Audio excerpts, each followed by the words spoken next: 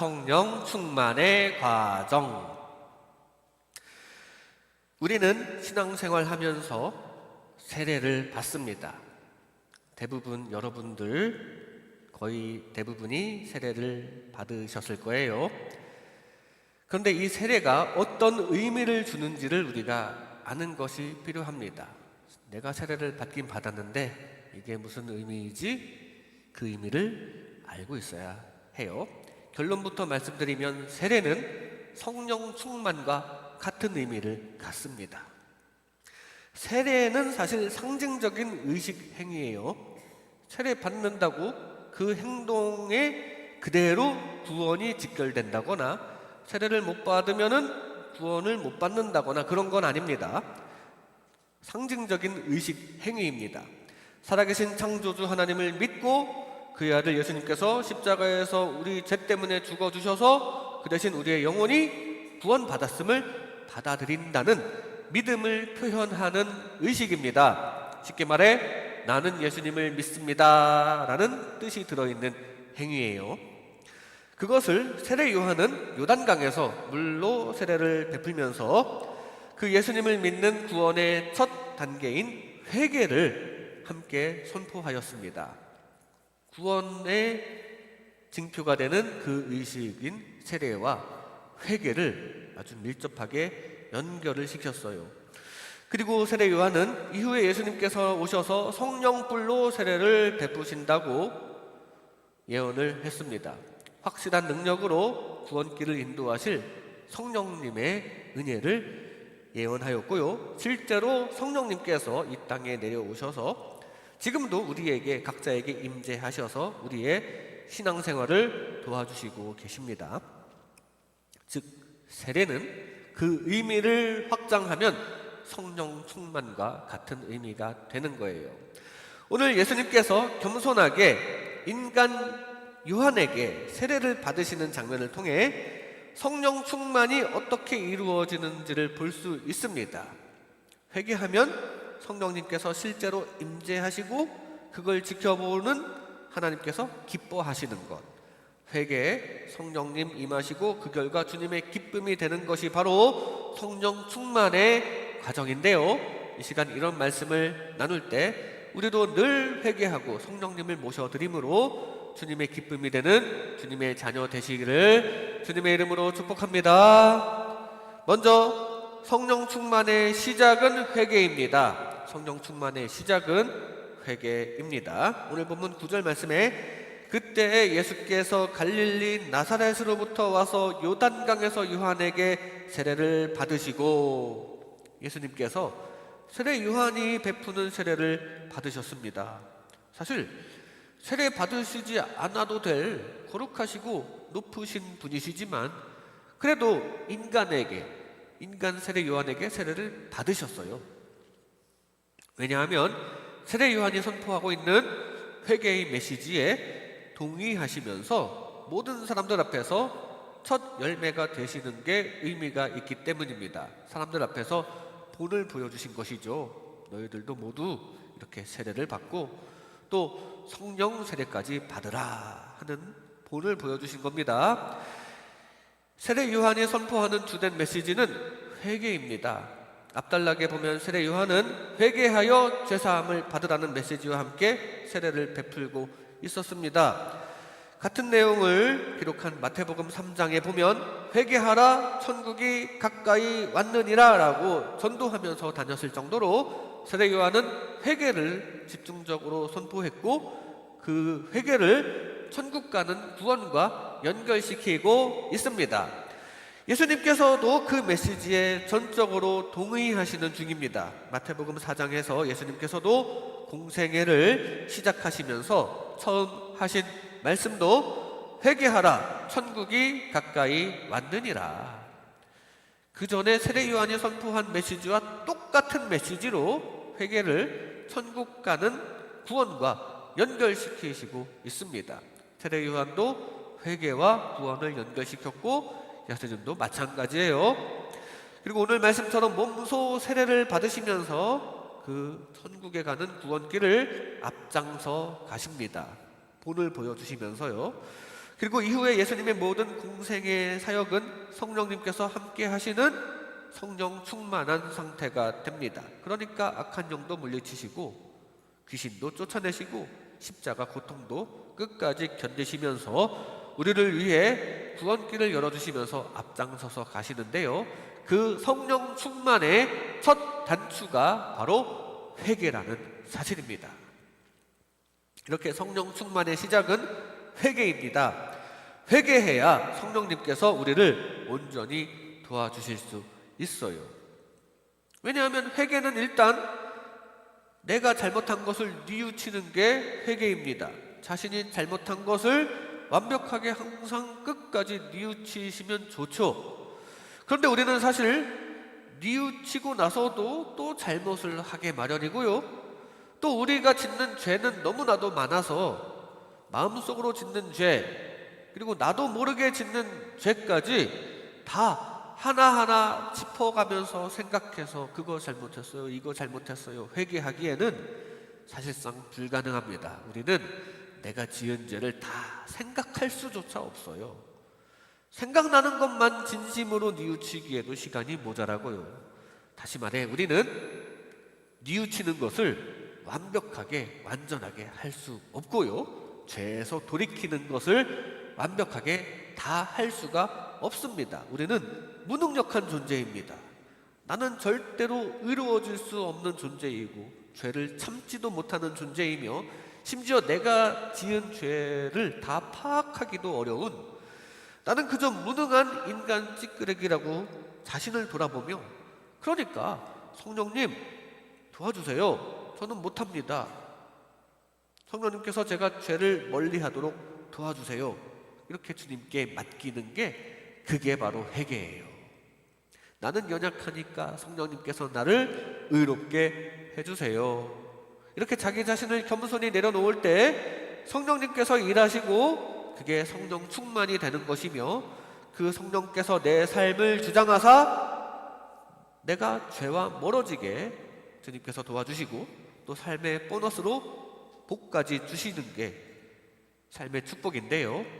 그렇게 주님께 맡겨서 죄와 점점 멀어지고 삶에 주시는 축복을 받는 게 그게 신앙생활의 정석입니다. 겸손히 회개하는 마음으로 성령님을 모시기 바랍니다. 부자 청년이 영생에 대해서 질문을 합니다. 어떻게 해야 제가 영생을 얻겠습니까? 예수님, 제가 선행을 많이 했어요. 이런 착한 일도 했고 저런 봉사도 했고 그랬는데 이 정도면 됩니까? 아니면 뭐가 더 부족한가요? 뭘 더 할까요?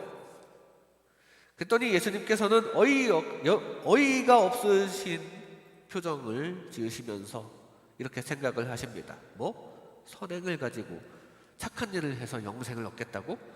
그래서는 안 된다는 것을 제대로 가르쳐줘야겠다, 이렇게 생각하시고 예수님께서는 대답을 하시기를, 그래, 그럼 모든 재산을 다 팔아가지고 가난한 자들에게 다 나눠주고 와서 나를 따르라. 예수님께서 기대하신 것은 진짜 전 재산 다 팔아버리는 걸 기대하신 게 아닐 거예요. 예수님께서는 이 부자 청년이 솔직히 얘기하기를 기대하셨습니다. 솔직하기를 원하셨어요. 예수님께서 하신 말씀대로 제가 모든 것을 다 팔기는 너무 어려워요. 어떻게 그걸 다 팝니까? 하지만 저는 영생을 얻고 싶습니다. 도와주세요. 이렇게 했어야죠. 예수님께서도 당장 모든 재산을 다 팔아야만 제자로 받으시려고 했던 건 아닐 겁니다. 베드로가 재산을 다 팔았다고 제자로 받으신 게 아니고 야고보와 요한과 다른 제자들이 재산을 다 팔고 따른 게 아니거든요. 그런 행동을 실제로 하기는 사실상 불가능하니까, 그러니까 우리 인간은 불가능하다는 걸 알고 애통한 마음을 가지고 나 자신의 무능함을 깨닫고 그저 하나님만 의지하라, 그런 의도로 하신 말씀이에요. 그 애통한 마음이 중요합니다. 내 힘으로 선행을 할 수 없음을 절감하고 애통해야 하는 마음, 오직 예수님 십자가 은혜만이 절실하고 어쩔 수 없이 나도 지금 죄를 지으면서 십자가에 못 박고 있음을 슬퍼하는 마음이 필요합니다. 그리고 나서도 또 죄에 걸려서 넘어지겠지만 그래도 어떻게든 최대한 십자가에 못 박는 행동을 최소화하고 싶어 하고 거룩하신 주님을 닮아가고자 하는 마음, 그게 바로 회개이며 그 마음을 가질 때 거기에 성령 충만함이 임하고 성령님께서 도와주시게 된다는 사실입니다. 겸손히 회개함으로 나 자신을 내려놓는 회개로 성령님의 도우심을 입어 주님의 기쁨이 되는 저와 여러분 되시기 바랍니다. 오늘 세례 예식이 있는데요, 우리가 받는 세례는 사실 하나의 의식이지만 그 안에는 이런 의미가 있습니다. 나는 예수님의 십자가 대속의 은혜로 죄사함을 받았습니다. 그 십자가 대속의 은혜를 받을 수밖에 없음을, 내 힘으로 해결할 수 없기 때문에 십자가 은혜를 받아야만 함을 깊이 애통해하며 저의 죄를 뉘우치고 있습니다. 죄를 지을 수밖에 없는 나약함을 늘 회개합니다. 이런 회개의 징표가 바로 세례입니다. 세례 요한도 그렇게 회개를 선포하면서 세례를 베풀었고요, 예수님께서 그 세례를 받으셨고 같은 뜻을 가지셨고 그리고 이후에 성령님을 보내주시게 되죠.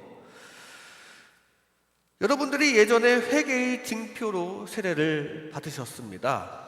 그 세례에 들어있는 회개의 정신 늘 기억하면서 애통해하는 마음으로 성령님의 도우심을 구하시기 바랍니다. 여러분들 예전에 받으셨던 세례 지금 다 기억하시면서 그때 그 의미가 성령님의 도우심을 구하는 회개의 의미가 거기 있다는 사실 기억하시고, 성령님을 통해 점점 거룩해지시고 성령님을 통해 점점 의로워지시고 그렇게 하나님 닮아가시다가 영원한 하나님의 나라에서 죄로부터 완전히 자유로워지시는 주님의 자녀 되시기를 주님의 이름으로 축복합니다. 성령 충만의 시작은 회개입니다. 다음으로 성령 충만의 과정은 성령님의 임재입니다. 성령 충만의 과정은 성령님의 임재입니다. 오늘 본문 10절 말씀에 곧 물에서 올라오실새 하늘이 갈라짐과 성령이 비둘기같이 자기에게 내려오심을 보시더니, 성령께서 내려오셨어요. 비둘기 같은 형상으로 내려오셨습니다. 요즘처럼 생각하면 안 돼요. 요즘 비둘기 하면은 좀 지저분한 이미지가 있는데 당시에는 거룩한 새였다고 합니다. 비둘기를 거룩한 새로 여겼다고 합니다. 그러니까 그 거룩한 새의 형상, 백옥 같은 비둘기와 흡사한 형상으로, 즉 영광스러운 모습으로 성령께서 내려오시는 장면입니다. 앞에 세례 요한이 8절에 이런 말을 했습니다. 그는 너희에게 성령으로 세례를 베푸시리라. 자신은 물로 세례를 베풀지만 예수님께서는 성령 세례를 베푸신다는 그 예언처럼 지금 예수님께서 세례 받으실 때 진짜 거룩한 성령님이 임재하십니다. 성령 세례가 쏟아지고 있는 거예요. 예수님께서는 이제 본격적인 활동을 시작하시기 전에 세례를 받으시면서 이렇게 성령 충만하게 되셨습니다. 예수님께서 많은 사람들을 가르치시고 병을 고치시고 귀신을 쫓아내시고 마지막에 십자가 고난도 끝까지 인내하셨고 결국 십자가에서 우리 대신 죽으심으로 온 인류의 구원길을 열어주시는 열매를 맺으시는데요, 이 모든 게 다 성령님께서 함께 하셨기 때문에 가능한 것이거든요. 그런데 그 성령님, 바로 오늘 말씀처럼 본격적인 사역을 예수님께서 시작하시기 전에 성령님께서 임재하셔서 비둘기 같은 형상으로 임재하셔서 이 모든 게 가능했던 것입니다. 이렇게 성령 충만은 성령의 임재로 이루어집니다. 성령님께서 오셔야 충만해지는 것이죠. 성령님은 무슨 내 안에 다른 물질이나 정신력이 무슨 작용을 일으켜서 생성되는 기나 그런 느낌, 그런 게 아닙니다. 성령님은 하나님의 영으로서 하늘에서 내려오시는 거예요. 하늘에서 내려오셔서 우리에게 충만하게 되는 게 성령님인데요, 이미 내려오셨고 항상 우리 곁에 계십니다. 그런데 문제는 우리가 곁에 계신 그 성령님을 사모하고 받아들여야 성령 충만해지는 것이지, 성령을 거부하면 우리에게 임재하지 못하세요. 항상 주님을 모심으로 성령 충만하시기 바랍니다. 요한은 앞단락에서 이사야 말씀을 인용하여 이런 말을 선포했습니다. 외치는 자의 소리여, 너희는 광야에서 여호와의 길을 예비하라. 이 말은 여호와의 길을 예비하라, 주님을 맞이하라는 얘기예요. 여호와의 길, 여호와께서 오실 길을 예비하라는 것은 주님을 맞이하라라는 말씀이고, 오늘 말로 바꾸면 성령님을 맞이하라는 얘기가 됩니다. 이렇게 성령님을 맞이해야 합니다. 성령님을 모셔야 해요. 두려워하지 말고 모셔야 합니다.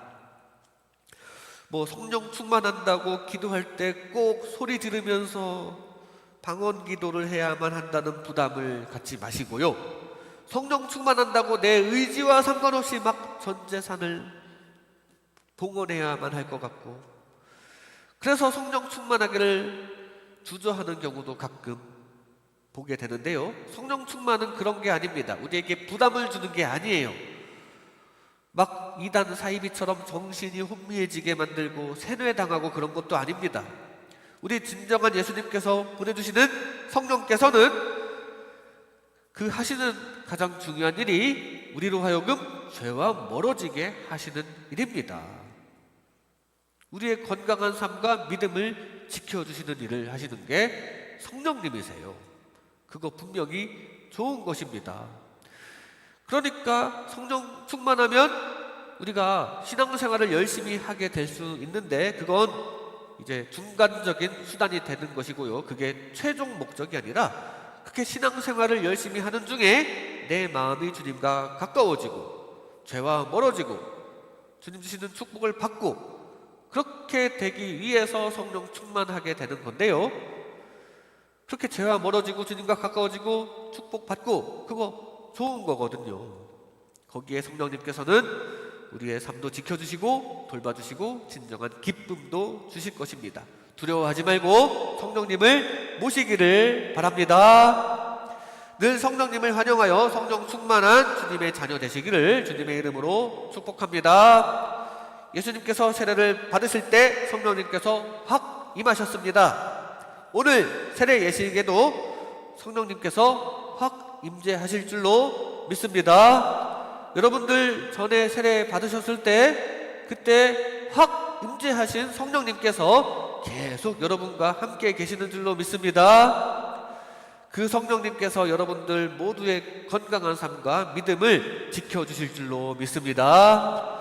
항상 성령님을 두려워하지 말고 모심으로 주님 주시는 좋은 것을 얻으시고 느끼시고 감사하시는 저와 여러분 되시기를 주님의 이름으로 축복합니다. 성령 충만의 과정은 성령님의 임재입니다. 마지막으로 성령 충만의 결과는 하나님의 기쁨입니다. 성령 충만의 결과는 하나님의 기쁨입니다. 오늘 본문 11절 말씀에 하늘로부터 소리가 나기를 너는 내 사랑하는 아들이라 내가 너를 기뻐하노라 하시니라. 하나님의 마음이 직접 전달되고 있습니다. 사랑한다. 너로 인해 기쁘다. 회개하고 성령 충만하니 기쁘구나. 하나님께서는 지금 특히 세례 받으시는 예수님, 그리고 거기에 회개가 들어있고 성령 충만함이 있음을 보시고 진정 기뻐하시는 장면입니다. 하나님께서는 온 인류를 구원하시려는 크신 계획이 있으셨고 그 계획하에 독생자 예수님을 이 땅에 보내주셨거든요.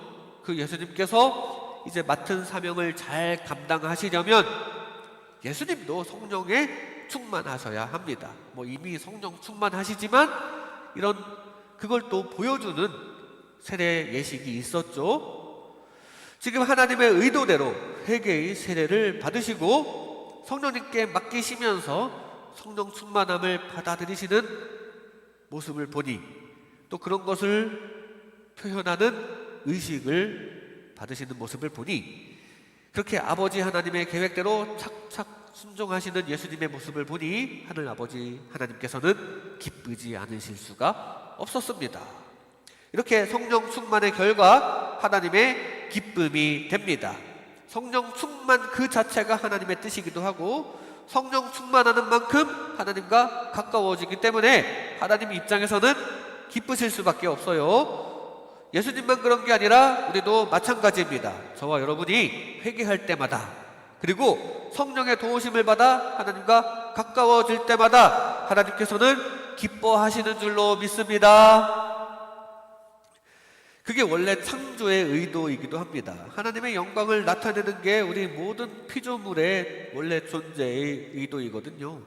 다만 하나님의 계획대로 되지 않아서 죄악과 욕심에 오염된 이 세상은 하나님께서 썩 기뻐하시지는 않는 세상적인 모습을 보이고 있고요. 그리고 우리는 항상 죄악 가운데 있는데 이걸 다시 원래대로 돌아가야 하는 것입니다.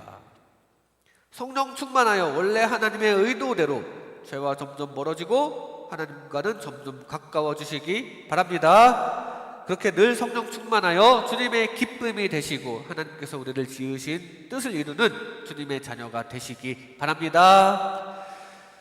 주님의 기쁨이 되면 동시에 우리의 기쁨도 됩니다. 주님의 기쁨이 되는 게 사실 우리 삶의 기쁨이 돼야 해요. 오순절에 초대교회 사람들이 성령 충만한 결과, 물론 하나님의 기쁨이 되었죠. 그 결과가 이제 사도행전 2장 후반부 쫙 나타나는데요. 믿는 사람들이 물건도 서로 함께 쓰면서 다투지 않고 사랑으로 잘 지내고 날마다 성전에 모여서 찬송하면서 하나님 사랑과 이웃 사랑이 가득한 모습을 보이는데, 거기에 분명히 이야기하기를 그 사람들 사이에 기쁨이 가득했다고 합니다.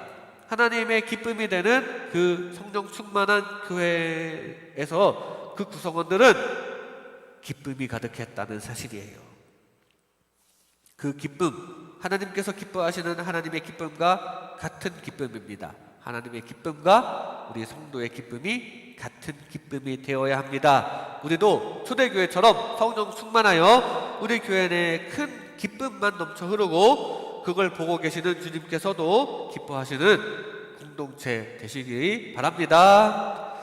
여러분이 원하는 것은 무엇입니까? 여러분의 욕심을 채우는 걸 원하십니까? 욕심대로 하다가 죄에 빠지고 사랑과 멀어지게 된다면 그건 하나님과는 다른 방향을 향하는 것이 될 것입니다. 그리고 그 방향은 결국 저주의 방향입니다. 우리는 구원의 방향에 서야 해요.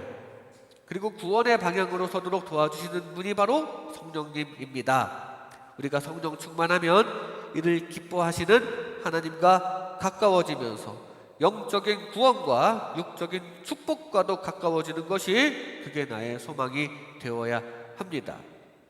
내가 원하는 한 가지 주님의 기쁨이 되는 것, 주님의 기쁨이 되는 것이 이렇게 내가 원하는 그것이 되시기 바랍니다. 주님의 기쁨이 되는 게 우리의 기쁨이 되시기 바랍니다. 죄와 멀리하고 하나님과 가까워지는 것이 우리의 소망이 되시기 바랍니다. 주님께서는 분명히 우리의 소원도 아시고 들어주실 것이며 하나님이야말로 우리와 가까워지기를 그토록 원하시기 때문에 성령님께서 도와주실 것입니다. 주님의 기쁨이 되는 것을 원하기만 하면 성령님께서 도와주실 거예요. 그렇게 주님의 기쁨이 나의 기쁨이 되는, 주님과 한마음 한뜻이 되는 저와 여러분 되시기를 주님의 이름으로 축복합니다. 이 시간 성령 충만의 과정, 성령 충만의 과정이라는 제목으로 하나님의 은혜를 나눴습니다. 성령 충만의 시작은 회개입니다. 애통해하는 마음으로 성령님의 도우심을 입어 예수님을 닮아가시기 바랍니다. 성령 충만의 과정은 성령님의 임재입니다. 성령님을 두려워하지 말고 모심으로 건강한 삶과 믿음을 얻으시기 바랍니다. 성령 충만의 결과는 하나님의 기쁨입니다. 하나님의 기쁨이 되는 것을 소망하는 저와 여러분 되시기를 주님의 이름으로 축복합니다.